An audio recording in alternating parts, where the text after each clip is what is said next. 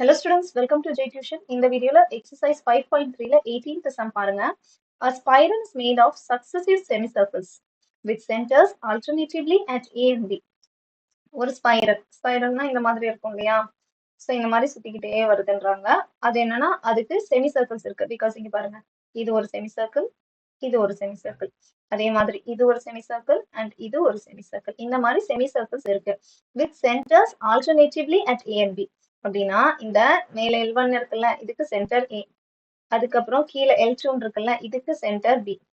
மறுபடியும் இந்த L3க்கு centre A. இந்த L4க்கு சென்டர் B. ஸோ ஆல்டர்னேட்டா L1க்கு ஏனா L2க்கு B. இந்த மாதிரி சென்டர்ஸ் வந்து சேஞ்ச் ஆயிட்டே இருக்கு. Starting with centre A. So எங்க இருந்து ஸ்டார்ட் ஆகுதுன்னு சென்டர் வந்து A தான் ஸ்டார்ட் ஆகுது, அடுத்ததுதான் B அப்படின்னு மென்ஷன் பண்ணியிருக்காங்க. ஆஃப் ரேடியஸும் நமக்கு கிவன். ரேடியஸ் அப்படின்றது ரேடியை அப்படின்றது ரேடியஸோட ப்ளூரல் ஃபார்ம். ஸோ இங்க நிறைய ரேடியஸ் கொடுத்துருக்கனால ரேடியை அப்படின்னு எழுதியிருக்காங்க. So 0.5 centimetre.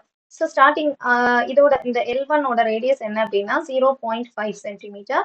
அடுத்து இங்க L2க்கு வரும்போது 1 சென்டிமீட்டர் ஆயிடுது. அகைன் L3க்கு 1.5. ஸோ இந்த மாதிரி வந்து இந்த ரவுண்ட் வந்து கண்டினியூ ஆகிட்டே இருக்குது. So what is the total length of such a spiral made up of 13 consecutive semicircles?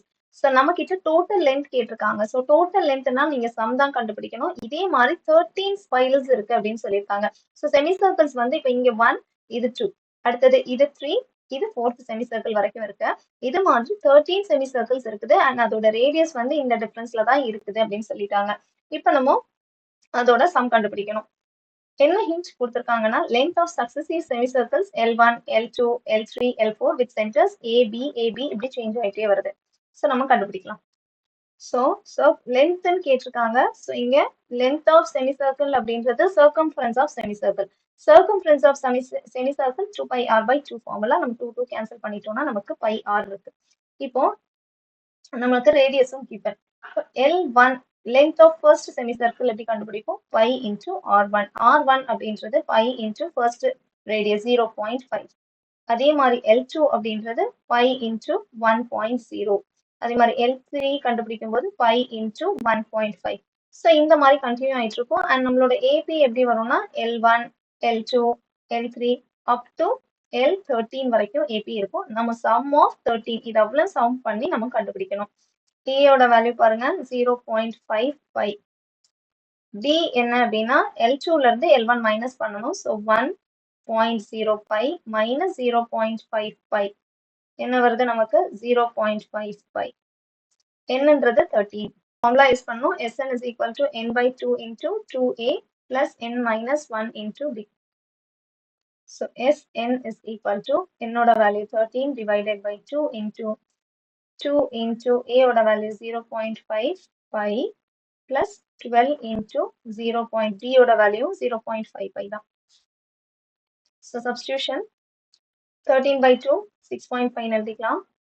2 into 0.5 im 0.55 10 வந்துரும். ஸோ 10ன்றது 1.0 1.0 into pi நம்ம 1 தான் எடுத்துக்கணும். பிகாஸ் 0ன்றது பாயிண்ட்டுக்கு அப்புறமா இருக்கு. ஸோ நீங்க எழுதினாலும் எழுதாட்டியும் ஒன்றும் ப்ராப்ளம் கிடையாது. Plus 12 5s are 60. 60 அதே மாதிரி ஒரு பாயிண்ட் வச்சீங்கன்னா 6 மட்டும்தான் நீங்க எடுத்துக்கணும். ஸோ இது ஜஸ்ட் சும்மா தான் சொல்லி கொடுத்தது.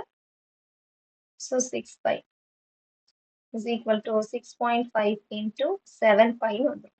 6.5 into 7 into pi ஓட வேல்யூ 22/7. நீங்க போட்டீங்கன்னா pi 7 7 கேன்சல். 6.5 into 22 143 வந்துடும். ஸோ சம் ஆஃப் 13 அந்த செமிசர்க்கிள்ஸோட லென்த் எவ்வளோனா 143 சென்டிமீட்டர். ஸோ இந்த கொஸ்டின் ஆஸ் யூஷுவல் பண்றது தான். பட் பை அப்படின்ற ஒரு டிஃப்ரெண்டா வந்திருக்கனால நீங்க வந்து கன்ஃபியூஸ் ஆகாதீங்க. செமி சர்க்கிள்னு கேட்டிருக்கனால கண்டிப்பா இந்த circumference of a semi circle இந்த ஃபார்ம்ல கண்டிப்பா தெரிஞ்சாதான் இதை ப்ரொசீட் பண்ண முடியும். அதுக்கப்புறம் இங்க பையோட வேல்யூ உங்களுக்கு 22/7 தெரிஞ்சாதான் நீங்க சப்ஸ்டியூட் பண்ண முடியும். ஸோ இது ரெண்டும் இந்த கொஸ்டின்ல ஞாபகம் வச்சுக்கோங்க. ஸோ அவ்வளோதான். டவுட் இருந்துச்சுன்னா கமெண்ட் செக்ஷன்ல கேளுங்க. பிடிச்சிருந்தா லைக் பண்ணுங்க, ஷேர் பண்ணுங்க, சப்ஸ்கிரைப் பண்ணுங்க. தேங்க்யூ.